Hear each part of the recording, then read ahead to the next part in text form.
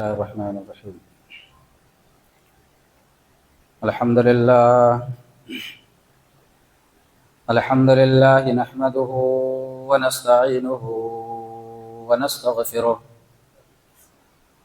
ونعوذ بالله من شرور أنفسنا ومن سيئات أعمالنا. من يهده الله فلا مضل له ومن يضلله فلا هادي له.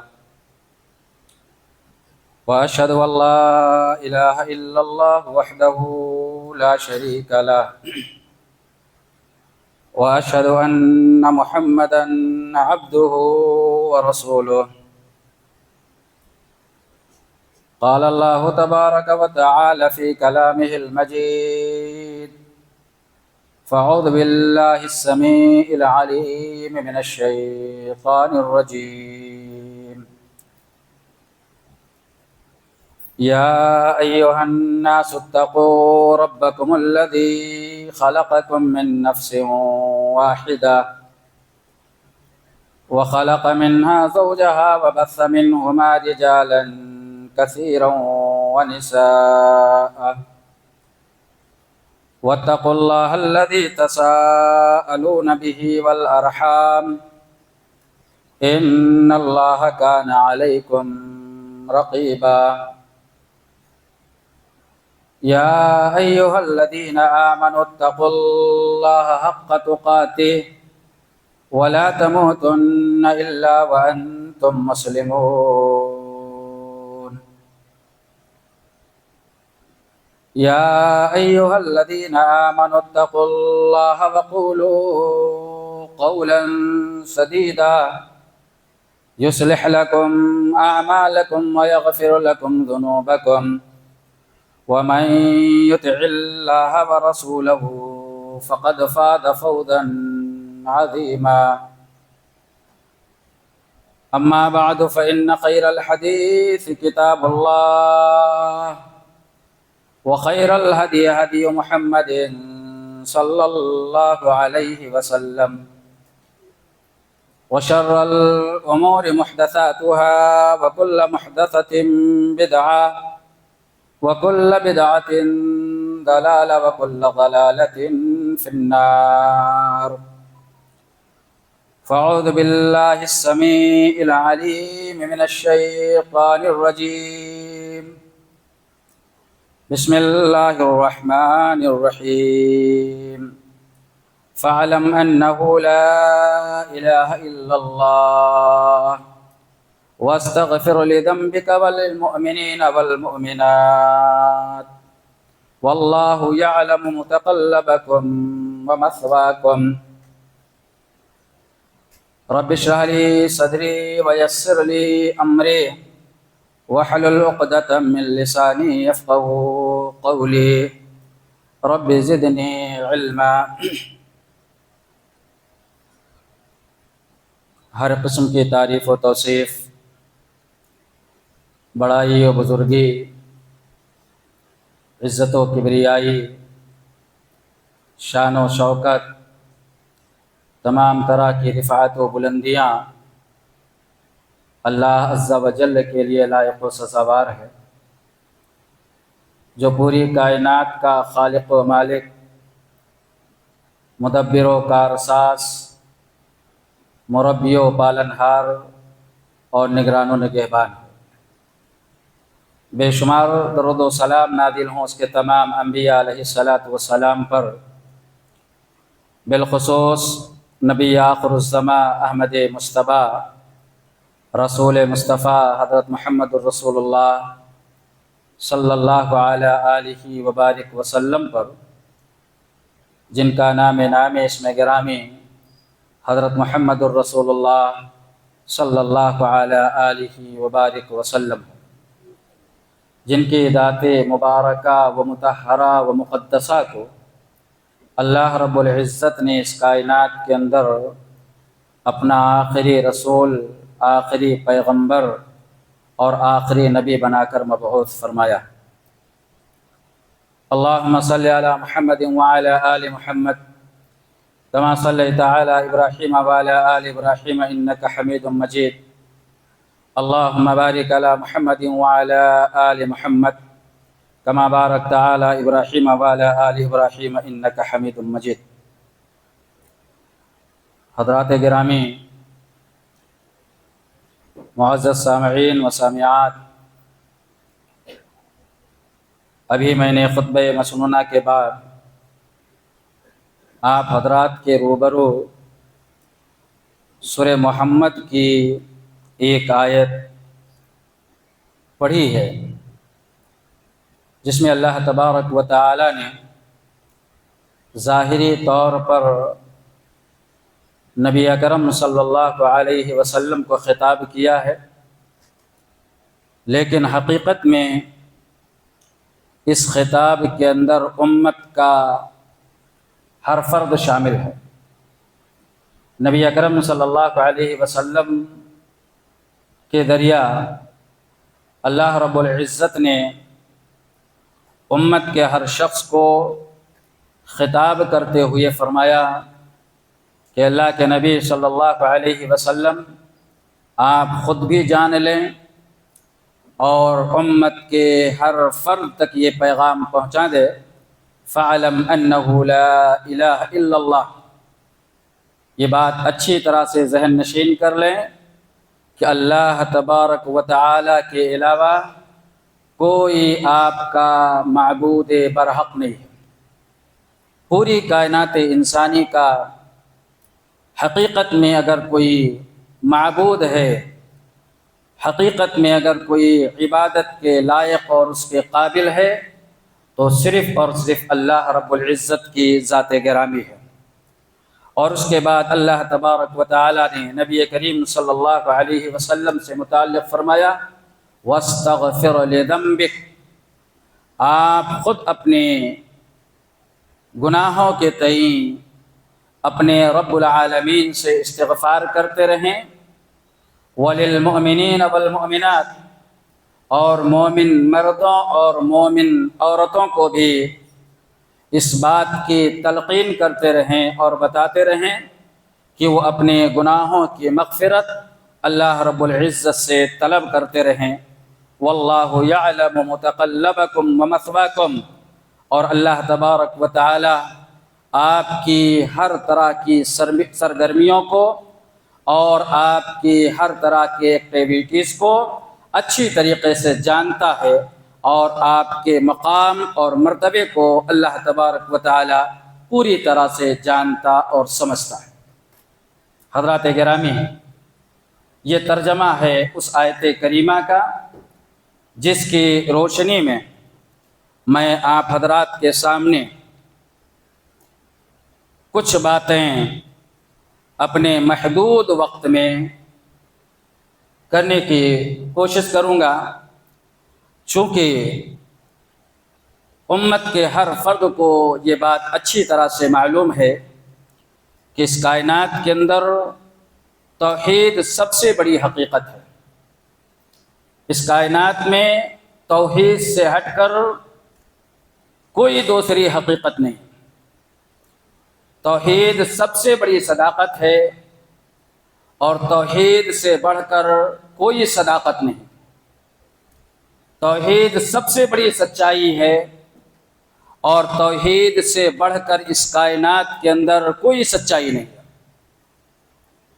اسی لیے آپ تاریخ اٹھا کر دیکھیں گے، قرآن کے اوراق کو کھنگالیں گے، حدیث کی ورق گردانی کریں گے، تو آپ کو یہ معلوم ہوگا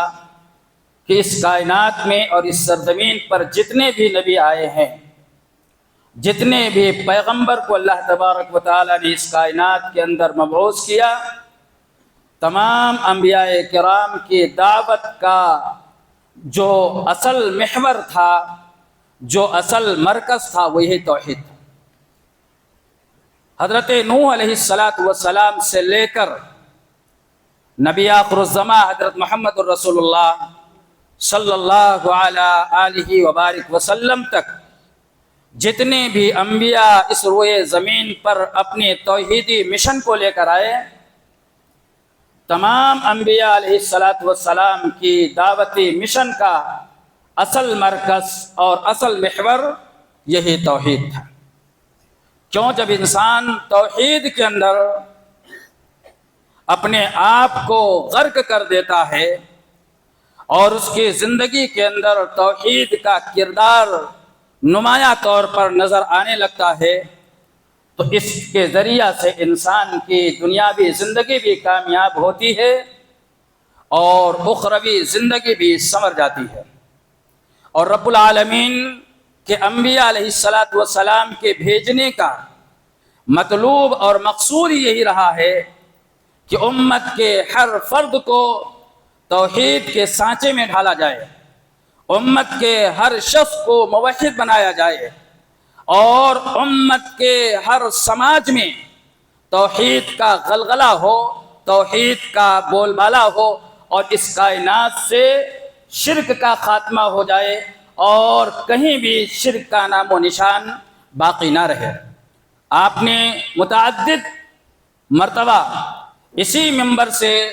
حضرت معاذ بن جبل رضی اللہ تعالی عنہ کے واقعات کو سنا ہوگا اور ان کے حالات زندگی کے تعلق سے میں نے خود کئی مرتبہ اسی منبر سے حضرت معاذ بن جبل رضی اللہ عنہ کے تعلق سے بتایا، جو بڑے جلیل القدر صحابی رسول تھے اور نبی اکرم صلی اللہ علیہ وسلم کے ساتھ اکثر اسفار میں رہا کرتے تھے۔ ایک وقت اللہ کے نبی صلی اللہ علیہ وسلم کے ساتھ ایک سفر میں جا رہے ہیں، دونوں اللہ کے نبی صلی اللہ علیہ وسلم اور حضرت معاذ بن جبل رضی اللہ تعالی عنہ ایک اونٹ پر سوار تھے۔ نبی اکرم صلی اللہ علیہ وسلم کے زمانے میمونہ میں مختلف چیزوں کے ذریعہ سے، مختلف جانوروں کے ذریعہ سے سواری کی جاتی تھی۔ اونٹ کی سواری آپ کے زمانے میں ہوتی تھی، گدھے کی سواری آپ کے زمانے میں ہوا کرتی تھی، خچر کی سواری آپ کے زمانے میں ہوا کرتی تھی۔ ایسے اس سفر میں اللہ کے نبی صلی اللہ علیہ وسلم کے حضرت معاذ بن جبل رضی اللہ تعالیٰ عنہ ردیف کی حیثیت سے تھے، ایک ہی سواری پر سوار تھے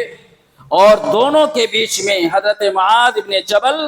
اور نبی اکرم صلی اللہ علیہ وسلم کے درمیان صرف ایک کجاوا حائل تھا، جس پر سواری کو چلانے والا، گدھے کو چلانے والا سوار ہوتا ہے تاکہ اس کو بیٹھنے میں کسی قسم کی کوئی تکلیف نہ ہو۔ اس کجاوے کا درمیان میں حائل تھا، پیچھے اللہ کے نبی صلی اللہ علیہ وسلم کے حضرت معاذ بن جبل رضی اللہ تعالی عنہ بیٹھے ہوئے تھے۔ چلتے چلتے راستے میں حضرت معاذ کو آواز دیتے ہیں، یا معاذ۔ حضرت معاذ رضی اللہ تعالی عنہ نبی اکرم صلی اللہ علیہ وسلم کی پکار کو سن کر فرماتے ہیں، لبیک وسعدیک یا رسول اللہ، اللہ کے نبی صلی اللہ علیہ وسلم حاضر ہوں، آپ کی سعادت مندی قبول کرنے کے لیے، آپ کی بات کو قبول کرنے کے لیے، اس پر عمل کرنے کے لیے میں پوری طرح سے تیار ہوں۔ اتنا کہنے کے بعد اللہ کے نبی صلی اللہ علیہ وسلم خاموش ہوئے،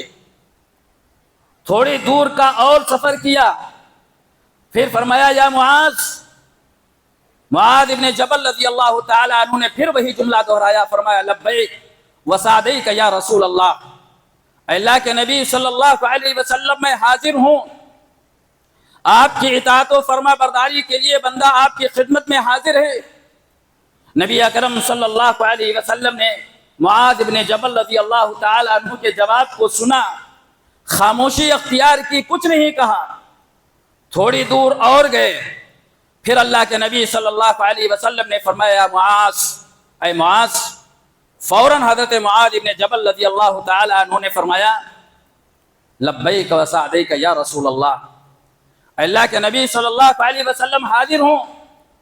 اور پوری طرح سے آپ کی فرما برداری کرنے کے لیے بندہ آپ کے سامنے تیار ہے۔ نبی اکرم صلی اللہ علیہ وسلم کا یہاں جو مطلوب اور مقصود تھا، حضرت معاذ بن جبل رضی اللہ تعالی عنہ کو سوال کرنا مقصود نہیں تھا، بلکہ معاذ بن جبل رضی اللہ تعالی عنہ کی توجہ اپنی طرف مبذول کرنی مقصود تھی کہ حضرت معاذ کو جو بات بتانے جا رہا ہوں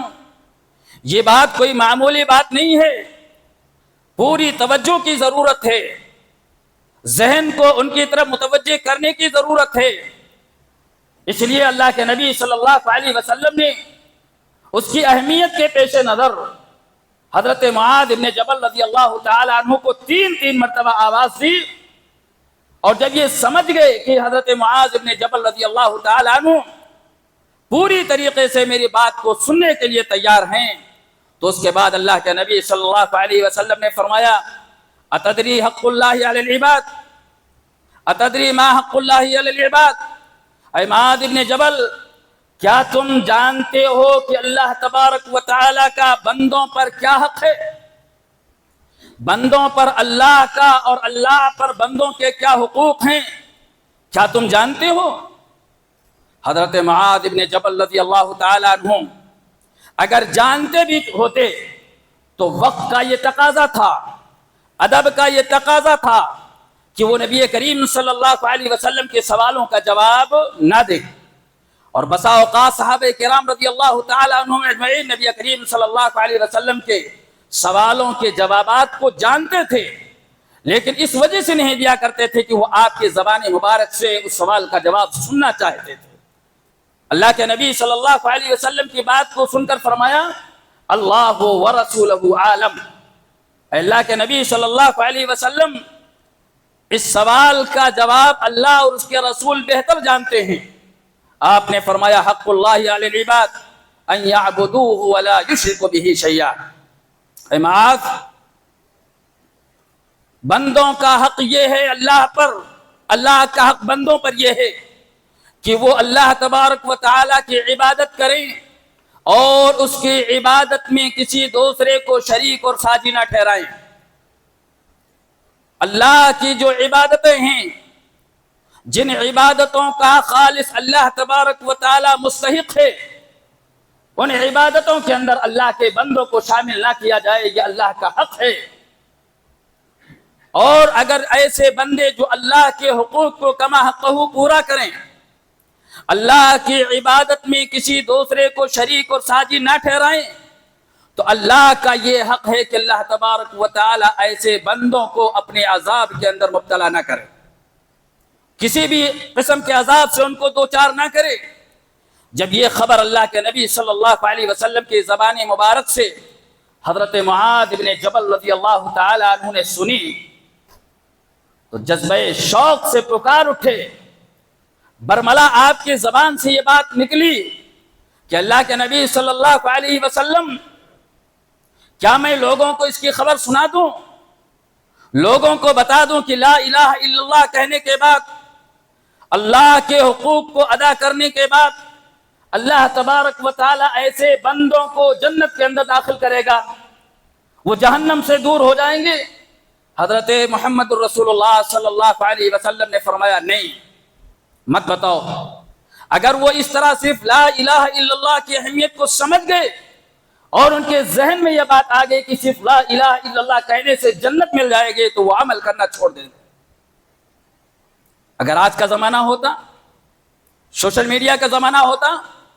واٹس ایپ کا زمانہ ہوتا اور دیگر ایجادات کا زمانہ ہوتا، تو لوگ یہ سمجھنا تصور کر دیتے کہ صرف فارورڈ کرنے سے جنت مل جاتی، تو گھر بیٹھے بیٹھے کئی جنت کے پلاٹ لوگ بک کر لیتے۔ نبی کریم صلی اللہ علیہ وسلم نے کہا صرف زبانی طور پر لا الہ الا اللہ کہنے سے آدمی جنتی نہیں ہو جائے گا۔ اگر آپ اس چیز کو عام کریں گے تو شاید یہ لوگوں کے ذہن میں بات آ جائے کہ صرف لا الہ الا اللہ لسانی طور پر کہہ دینا یہ ان کے جنت کے داخلے کے لیے کافی اور شافی ہوگا۔ اللہ کے نبی صلی اللہ علیہ وسلم نے فرمایا نہیں، ایسا مت کرو۔ حضرت معاذ ابن جبل رضی اللہ تعالی عنہ اپنی پوری زندگی اس حدیث کی حفاظت کرتے رہے اور کسی سے بیان نہیں کیا کہ کہیں ایسا نہ ہو کہ لوگ اسی پر بھروسہ کر کے بیٹھ جائیں اور عملی میدان میں وہ پورے زیرو اور صفر نظر آنے لگے۔ لیکن جب موت کا وقت قریب آ گیا تو نبی کریم صلی اللہ علیہ وسلم کی وہ حدیث سامنے آ گئی کہ جس میں اللہ کے نبی صلی اللہ علیہ وسلم نے حدیث کو چھپانے کی وعید بتائی ہے۔ آپ کے پاس کوئی حدیث ہے، نبی کی کوئی بات ہے، رب کا کوئی پیغام آپ جانتے ہیں، اس کے باوجود آپ چھپاتے ہیں تو کل قیامت کے دن اللہ تبارک و تعالیٰ کے ہم مجرم ہوں گے۔ اللہ کے نبی صلی اللہ علیہ وسلم کی جب یہ بات یاد آئی تو آخری وقت میں حضرت معاذ بن جبل رضی اللہ تعالیٰ عنہ نے اس حدیث کو بھی امت کے سامنے عام کر دیا اور یہ فضیلت بتائی کہ براہ راست محمد رسول اللہ صلی اللہ علیہ وسلم نے سواری پر بیٹھ کر مجھے یہ لا الہ الا اللہ کی فضیلت بتائی ہے اور توحید کا یہ مزدہ سنایا ہے۔ اسی طرح ایسے ہی ایک حدیث کی طرف آپ کو لے کر چلتا ہوں جس کو اردو زبان میں یا عربی کے جو الفاظ اس کو حدیث البطاقہ کہا جاتا ہے، یا آپ اپنے ماحول میں عربی زبان میں جس کو اپنے آئی ڈی کارڈ کہیے، جس میں ایک آئی ڈی کارڈ ہوتا ہے انسان کے، جس میں شناخت لکھی جاتی ہے، اس کا پہچان اس کے اندر درج ہوتا ہے۔ آپ کے پاس اگر ایک آئی ڈی کارڈ ہو اس ملک کا، اس ریاست کا، اس علاقے کا آئی ڈی کارڈ اگر ہو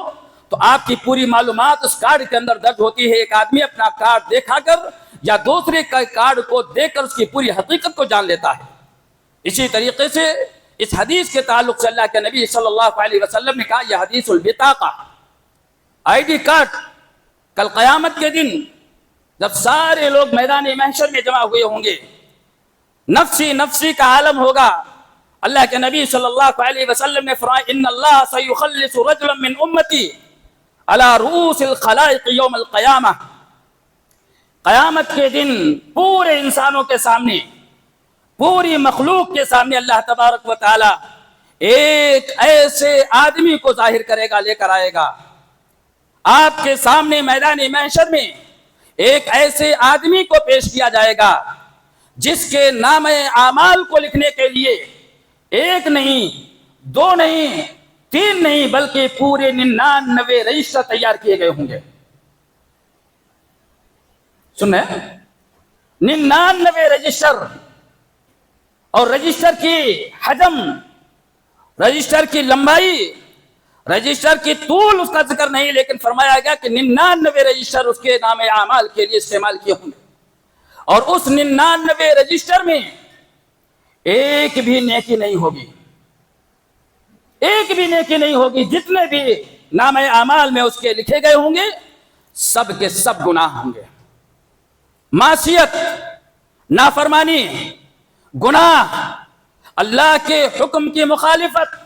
رسول کی شریعت کی مخالفت، صرف گناہ ہی گناہ پورے 99 رجسٹر میں۔ وہ رجسٹر 99 رجسٹر اللہ تبارک و تعالی اس بندے کے سامنے کھول کر، اور کتنا اللہ کے نبی صلی اللہ علیہ وسلم نے فرمایا کل سجل مد البصر، ہر رجسٹر کی جو لمبائی ہوگی وہ تا حد نظر ہوگی۔ موجودہ زمانے میں آپ کی بصارت، آپ کی آنکھ اور آپ کی بینائی کتنی دور کام کر سکتی ہے؟ اللہ کے نبی صلی اللہ علیہ وسلم نے فرمایا ہر رجسٹر کی جو لمبائی ہوگی تا حد نظر ہوگی۔ اندازہ کریں کتنے گناہ اس نے کیے ہوں گے، کتنی خامیاں اس کے اندر اس کے درج کیے ہوں گے، کتنی برائیاں اس کے اندر محفوظ ہوئی ہوں گی، جس برائی کا ہمیں اور آپ کو احساس تک نہیں ہوتا، جس خامی اور خلل کا ہم اندازہ نہیں کر سکتے ہیں۔ کل قیامت کے دن تا حد نظر پھیلنے والے رجسٹر کے اندر ہماری اور آپ کے برائیاں بھی درج ہوں گے۔ اس آدمی کے 99 رجسٹر پیش کیے جائیں گے اور اس رجسٹر کے اندر ایک بھی نیکی نہیں ہوگی۔ وہ رجسٹر کھولا جائے گا، آدمی کو بلایا جائے گا، اللہ تبارک و تعالیٰ فرمائے گا اتنکروا شیئا من ھذا، اس کے اندر جتنی برائیاں ہیں، جتنی خامیاں ہیں، کیا تو کسی خامی سے انکار کر رہا ہے؟ اپنے کیے گئے کسی برائی سے تو انکار کر رہا ہے؟ اظلمک کتبت الحافظون، کیا کہیں ایسا تو نہیں کہ ہمارے لکھنے والے جو فرشتے ہیں جن کو ہم نے نامہ اعمال کے لکھنے کے لیے متعین کر دیا تھا، نامہ اعمال کو درج کرنے کے لیے متعین کیا تھا، کہیں ایسا تو نہیں ان لوگوں نے ظلماً تمہارے نامہ اعمال میں تمہاری کسی غلطی کو نوٹ کیا؟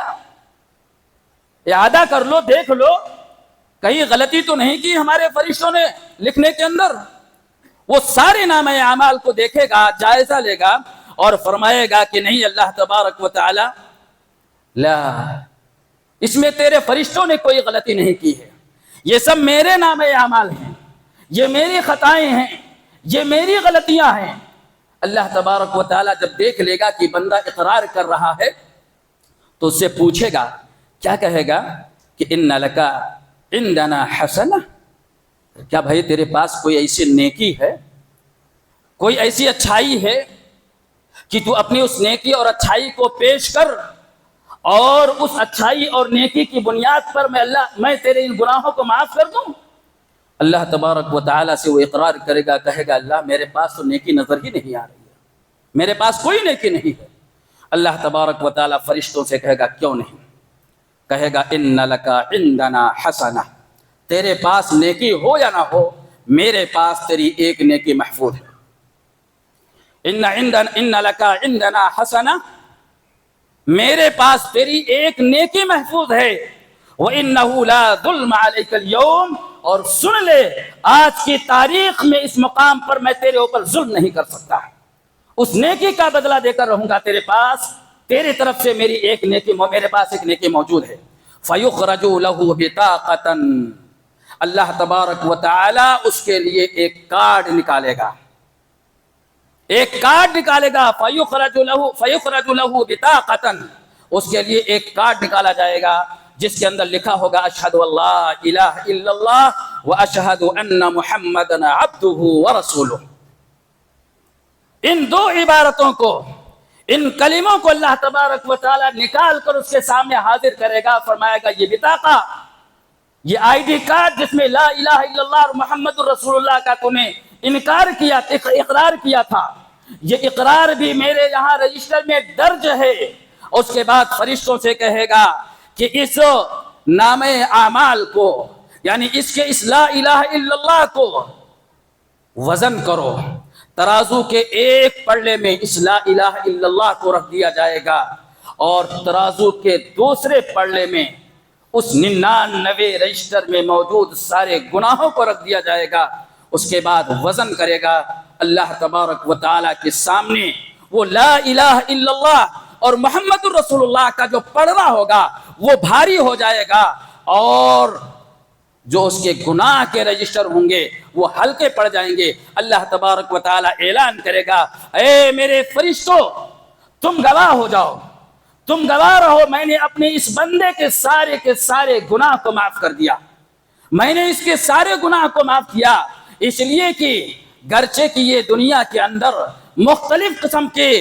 گناہوں میں، مختلف قسم کے غلطیوں کے اندر ملوث تھا، لیکن میرے توحید کا انکاری نہیں تھا، میرے توحید پر گامزن تھا، موحد تھا، اللہ کی وحدانیت کا اقرار کر رہا تھا، اللہ تبارک و تعالیٰ کے ساتھ کسی چیز کو شریک اور ساجی نہیں کر رہا تھا۔ اس بنیاد پر آج سارے فرشتوں تم گواہ ہو جاؤ، اس لا الہ الا اللہ کی بنیاد پر، محمد الرسول اللہ کے اقرار پر، میں سارے لوگوں کے سامنے، سارے فرشتوں کو سامنے اس کو معافی کا فرمانہ دیتا ہوں اور اس کو جنت کے اندر داخل کر دیتا ہوں۔ میرے بھائیوں، آج ہم نے توحید کی حقیقت کو سمجھا نہیں ہے،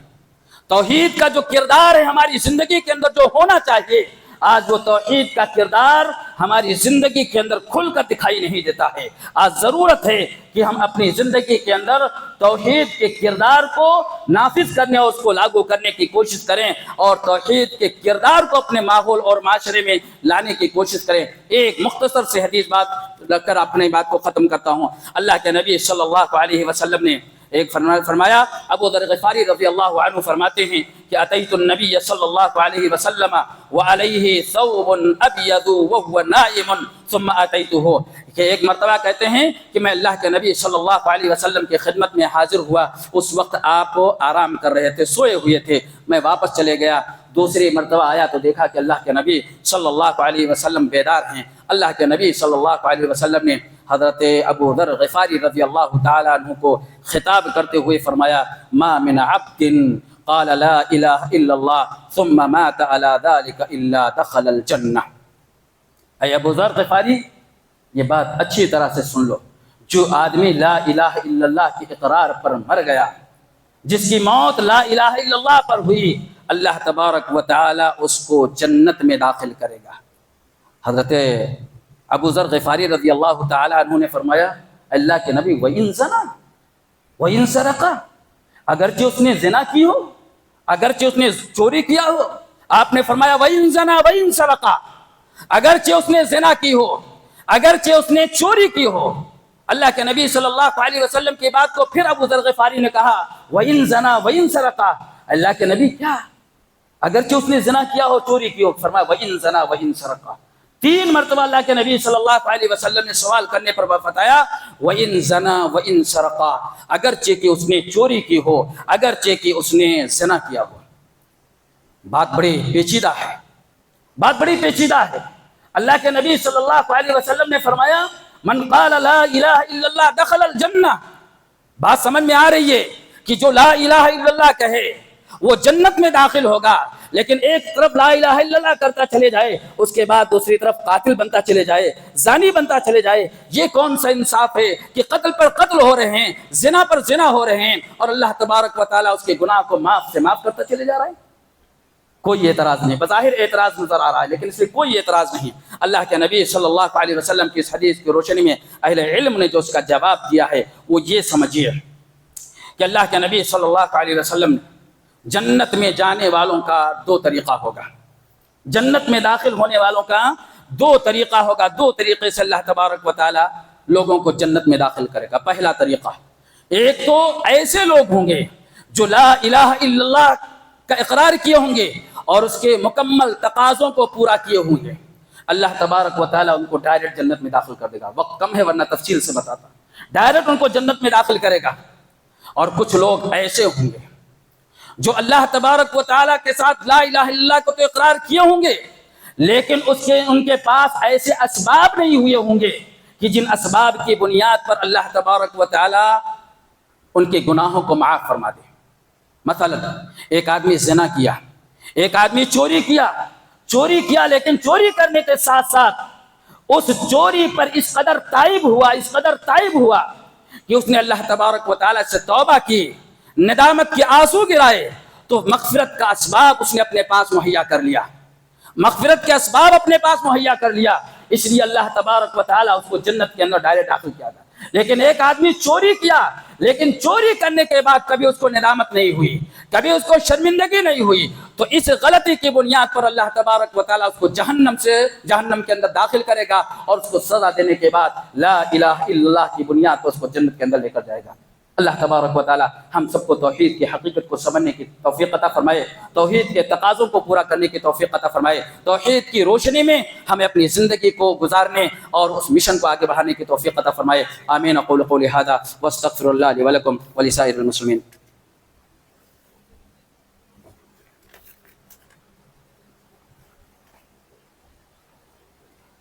الحمد للہ نحمده ونستعینه ونستغفره ونعوذ بالله من شرور أنفسنا ومن سيئات أعمالنا، من يهده الله فلا مضل له ومن يضلله فلا هادي له،